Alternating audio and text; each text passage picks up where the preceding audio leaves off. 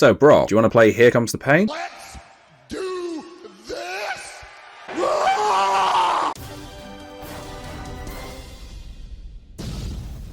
Pro wrestling. What a fascinating, bizarre, and yet highly popular world of sports. I have for the longest time wanted to talk about a wrestling game. When the two worlds of wrestling and gaming combine, it can either go one of two ways. Really horribly wrong. 2K20. Oh my God! Or in this case, so wonderfully well, like melting some Biscoff spread on a perfectly made pancake. I used to be a die-hard wrestling fan. Nowadays, I'm more of a casual fan at best. My first real introduction to it was randomly flicking through my Sky TV one day in early 2002. Then I stopped on watching a tall monster of a man destroying three men in a pro wrestling ring. This man was Brock Lesnar, and little did I realize at the time I had just watched his debut in pro wrestling. Seth Rollins, I'm coming. So after that, I was hooked into WWE. I've had times of losing interest, but I would say early 2022 was the final point. That Royal Rumble was just so boring. After that, I have watched the odd bit on their YouTube channel, but nothing really more. AEW, and I know this is going to be a really controversial opinion, just doesn't really interest me, to be honest. Nor do any of the other companies. Hey, Italian man! Huh? What is going on here? The wrestling games, on the other hand, wow. I have been playing WWE games and all sorts of wrestling games for years. You may even remember me from the WWE Forum League back in 2014 to about 2016, 2017-ish. And if any of you were on there, hello, I hope you remember me. What a peaceful time that was. Seriously though, the state of my career wrestler. Oh my God. Today I would like to present my argument to what I believe is the greatest WWE game of all time. WWE SmackDown Here Comes the Pain on PlayStation 2. This game, man, this game. To say this is one of the best wrestling gaming experiences is putting it really low key. This is the GOAT of wrestling games. But why though? Well, shall we hit F5 and slam this game down to see why it's so loved? Before we continue, make sure to subscribe and hit the notification bell to be updated when new content drops. What up, G? The first thing we agreed to do upon booting the game up is Brock Lesnar staring into my very soul. Brock, I'm sorry, I don't know what I've done to you, man. Please stop staring at me like that. Then we're taken to the classic 2003 SmackDown intro. Oh man, this song brings back so many good memories. For reference, I was a SmackDown guy in 2003. Bugger Raw. It's beautiful! From here we go to the menu. I do love how all the wrestlers are doing their posing, taunting you, making you want to punch them even more. I tell you what, why don't you say what if you like to sleep with your own sister?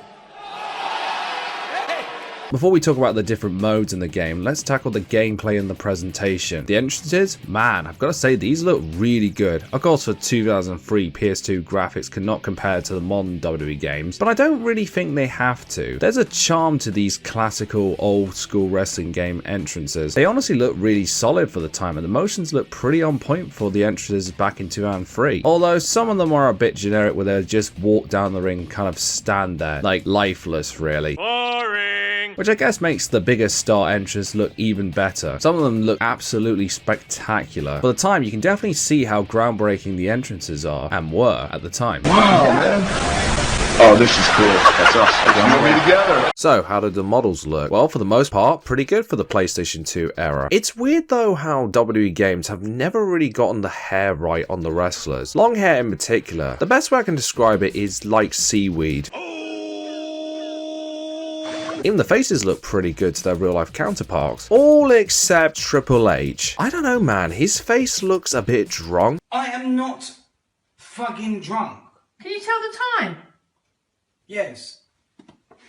I am not fucking drunk. Maybe it's just the lighting when he spits his war out, but his face looks a bit off, to be honest. The presentation with the lighting, the crowd, the theme songs I cannot play, thanks to Susan, all really well done. One odd thing is this is one of the rare wrestling games that does not have any voiceover work at all. Like none. Shut Your Mouth did not have any wrestler voiceover work, and they would not add it for the wrestlers till the first SmackDown vs. Raw game. But there's no commentary at all either. I'm not really sure why this is, because I kind of do like the SmackDown vs. Raw PS2 game commentary. Instead of the commentary, we get some really cool background music, which is fine because it does add to the adrenaline style of the matches.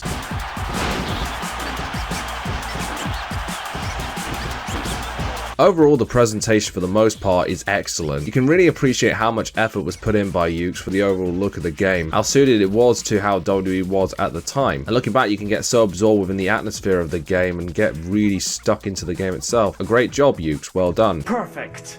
Another good job, well done. So, how does Here Comes the Pain play? The best word to describe it? Fun. Or if you want 2 words, chaotic fun. It is so fast-paced compared to the more realistic style of the modern-day wrestling games. Let's go through the control scheme. Seeing as this only came on PlayStation 2, I will break it down. Strikes are done by pressing X and the directional buttons. If you press X 3 times, you'll chain together a combo. The Rock's one is the best, where he sends his opponent flying towards the other side of the ring.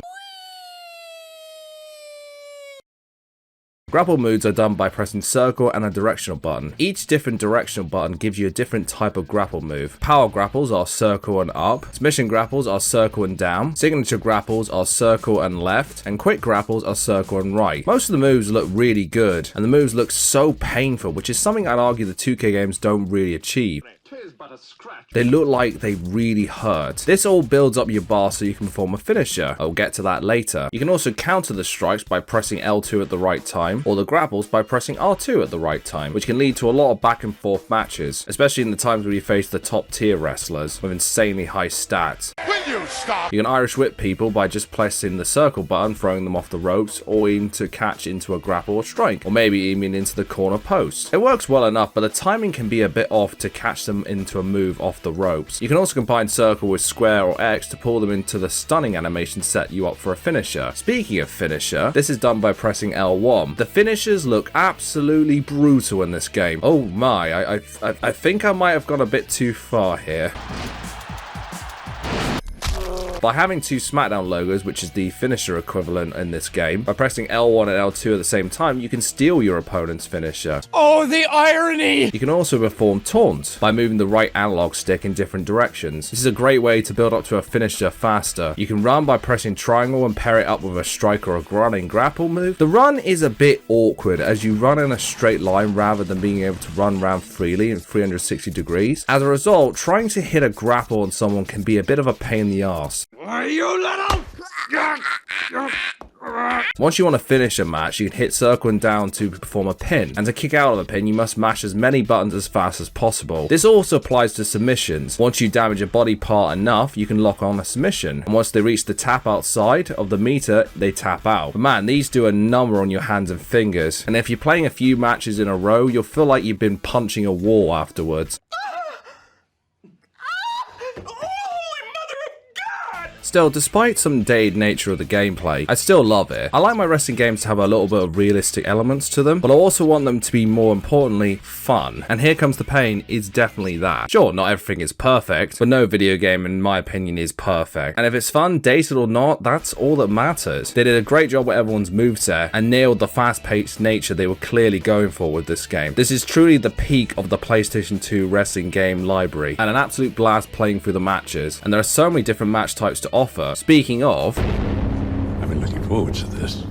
So now I've covered the basics, let's talk about the match options. And Here Comes the Pain has a lot to offer. Of course there are the basics like single matches and tag matches. The tag matches can be a little bit tricky, but man, the tag moves look absolutely brutal. There are also some really good special match types. A hardcore match where you can brawl around the arena and even outside of it. This is just so fun. The number of options you're given within this match type is just brilliant.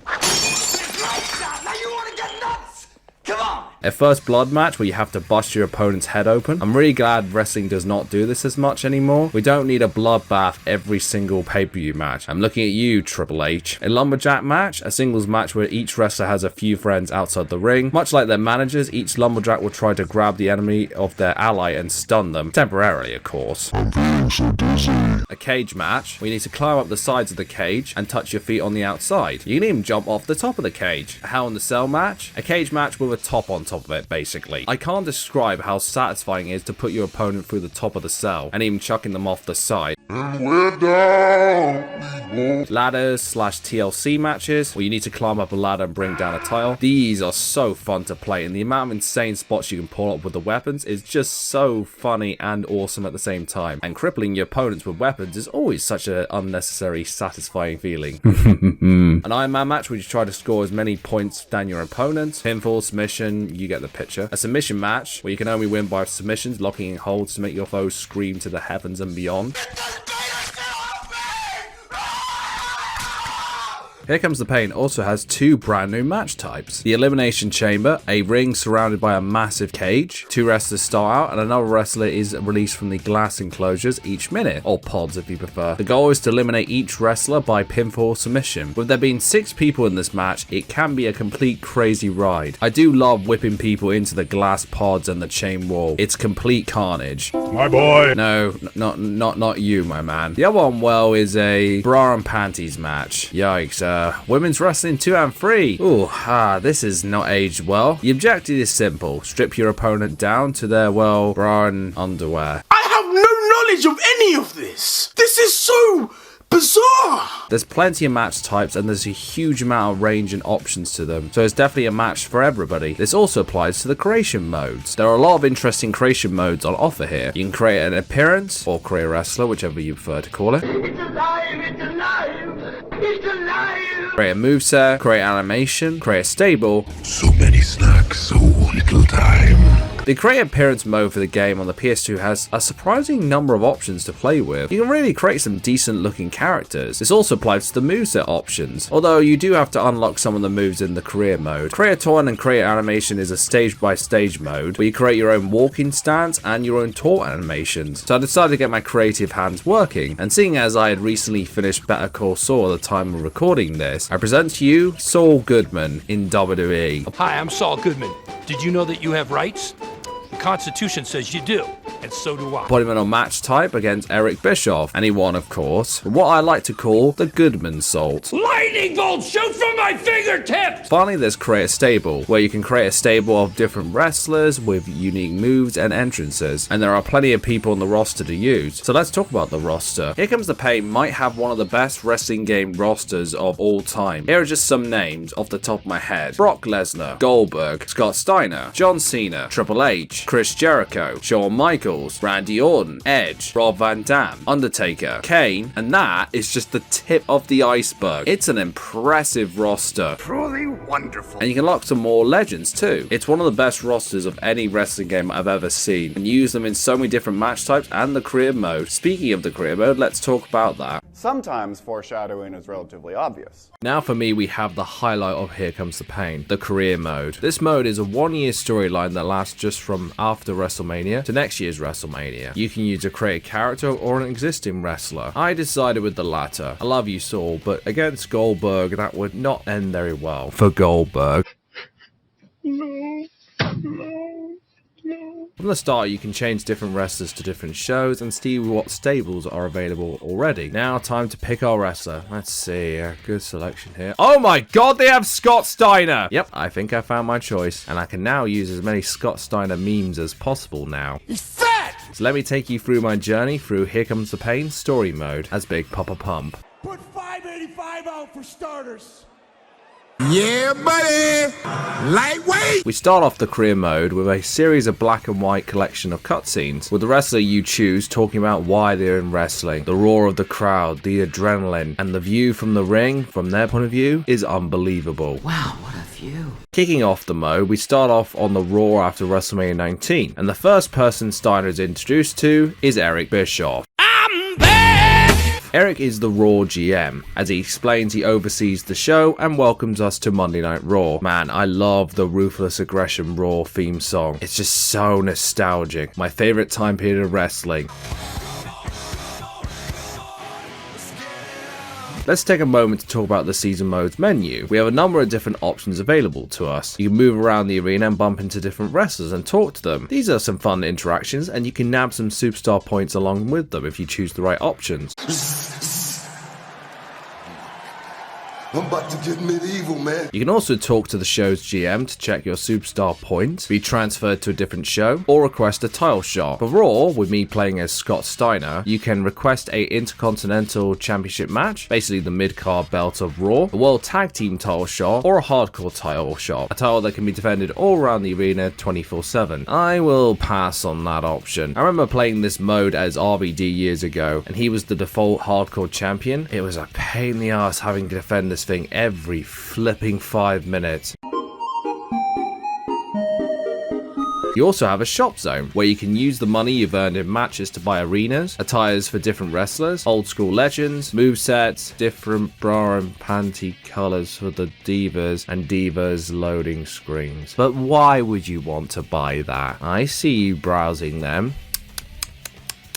Shame on you. Have you no shame? There is the attributes area where you can upgrade your wrestlers' stats to improve them in certain areas of their matches. Your profile where you can check your superstar points, who the champions are, and add created wrestlers to the mode itself. I'm coming for you, you son of a bitch! Finally, you have the stable option where you can create or edit existing ones. So let's get into the match area. Here you can see other matches on the show and who you'll be facing on that particular night. So let's start Steiner's story to the gold. So you're the one responsible? Yeah, I got the limo. It's mine. Huh? It's mine. Oh! In our first match, we are facing Ric Flair. So we're facing one of the greatest wrestling legends of all time. So you'd think this would be a nice back and forth match, right? Nah. Scott destroys him in about 5 minutes.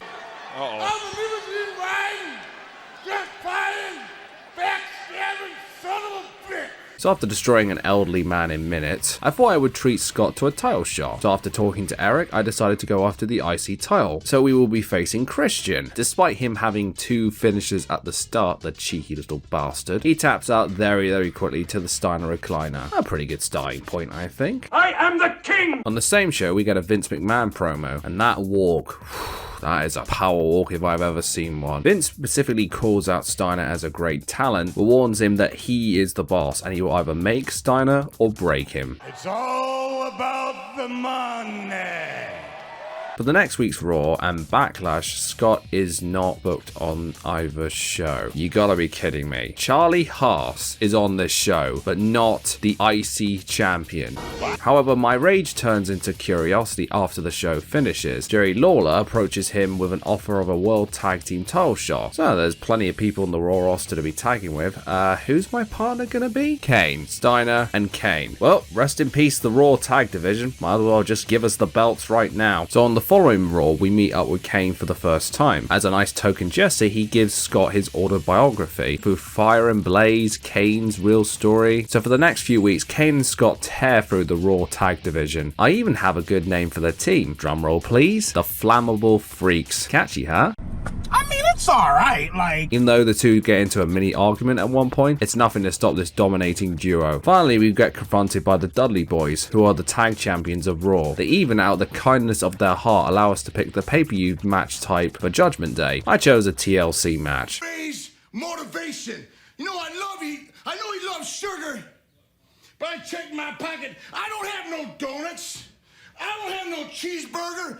I know you love sugar, but I ain't got no. At Judgment Day, we have a back and forth match with the Dudleys. I should also mention that I did change Scott's finisher. His submission one is fine, but his other one is a bit rubbish. So I decided to change it to a standing brainbuster, the closest I get to his Steiner screwdriver move, which by the way, it looks a brutal move to take in real life. Anyway, after a great match, Kane and Scott win the tag belts. I've fallen, and I can't get up. Next month, we start a storyline with Triple H and Ric Flair to defend our tag team titles against. Bloody hell, this is a money match on pay-per-view if there ever was one. Even with Vince suspending Kane at one point, Stephanie McMahon brings him right back, and we have ourselves a steel cage at Bad Blood. But Triple H and Ric Flair are no match for the Flammable Freaks, and we retain our tag titles. Shut up, bitch.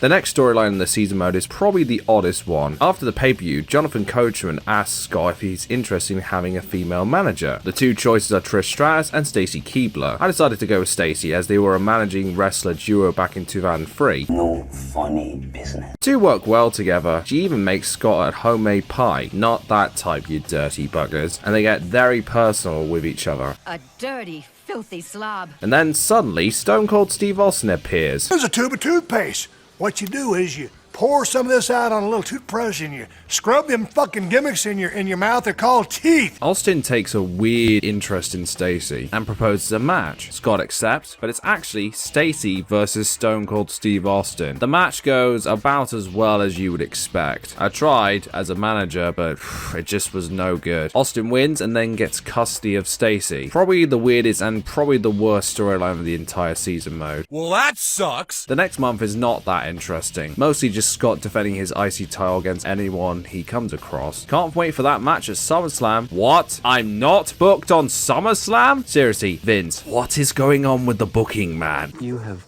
got to be kidding me. Jim Ross then approaches Scott and asks him if he wants to form a faction. So in my creative mind, I decided to make the WWE version of the Main Event Mafia, which was basically a stable in TNA, with Booker T and Kevin Nash. Kurt Angle's on SmackDown and Sting is in WWE, so what can you do? Later adding Trish as our manager. At Unforgiven, Scott faces off against Y2J, Chris Jericho, who has sided with Vince in the faction wars. I do love these pre-match promos setting up the feud between the two before each pay-per-view match. It's a great back and forth match, but Scott wins the battle against Jericho. You disrespectful, stupid idiot. Vince properly forms his own faction with Triple H, Y2J, Jazz, and The Rock. Not bad, Vince. Not a bad lineup. The following weeks is the back and forth matches between the two factions, until No Mercy, where Triple H challenged Scott Steiner to a last man standing match. You've beaten a lot of guys, but you can't beat me.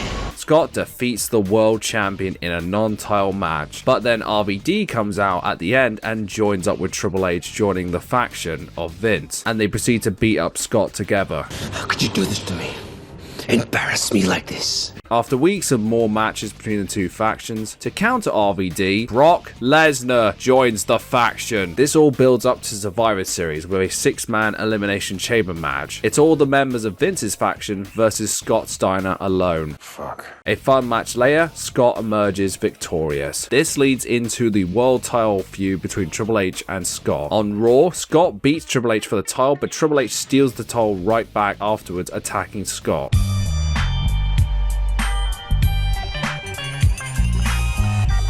Following week, Triple H reveals he had a cousin fly in to take the pin, leading to a Hell in a Cell match between the two, and Scott finally wins the big one. Their rematch is set for Royal Rumble, and once again it will be a last man standing match. In an even better match, Scott wins again. And finally, the Triple H saga is over. Can I please face someone different? Can you go away, please? However, next month is even more challenging. Vince stacks the deck against Scott, forcing him to face both Y2J and Stone Cold Steve Austin at No Mercy in a handicap match. But Scott manages to put them both down and gets revenge on Vince by slamming Vince on his grapefruits onto the barricade.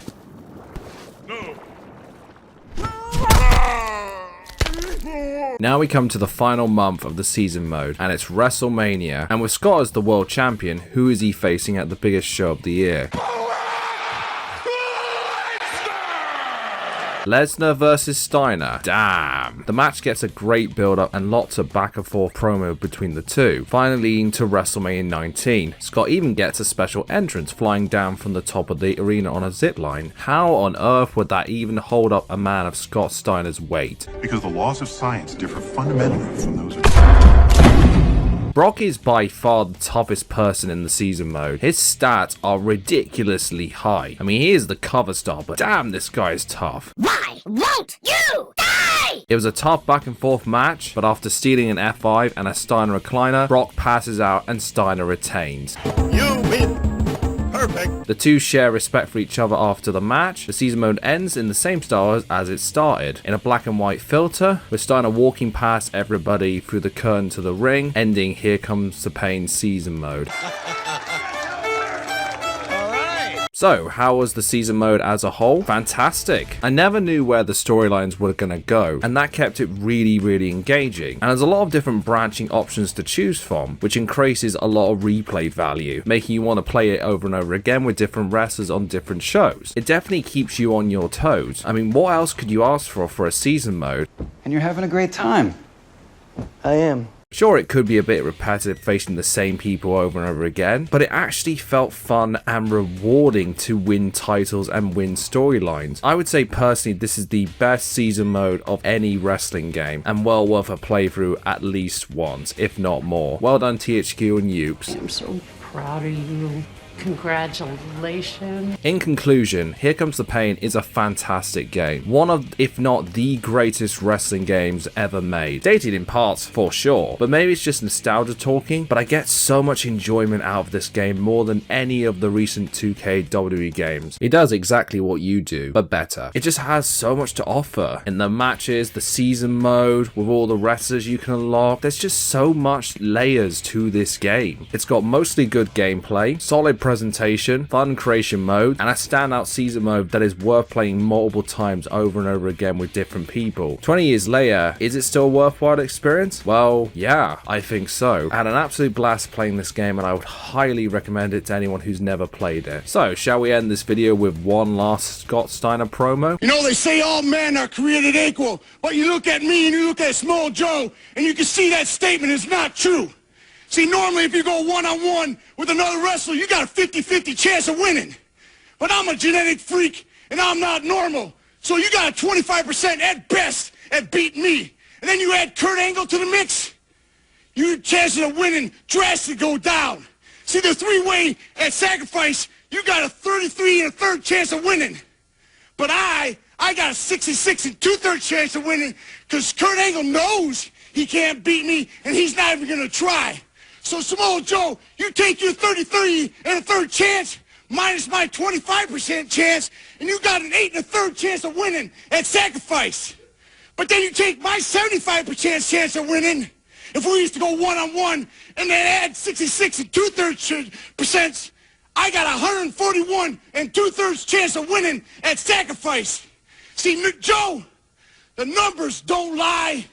And they spell disaster for you at Sacrifice. Even I can't understand their logic at times.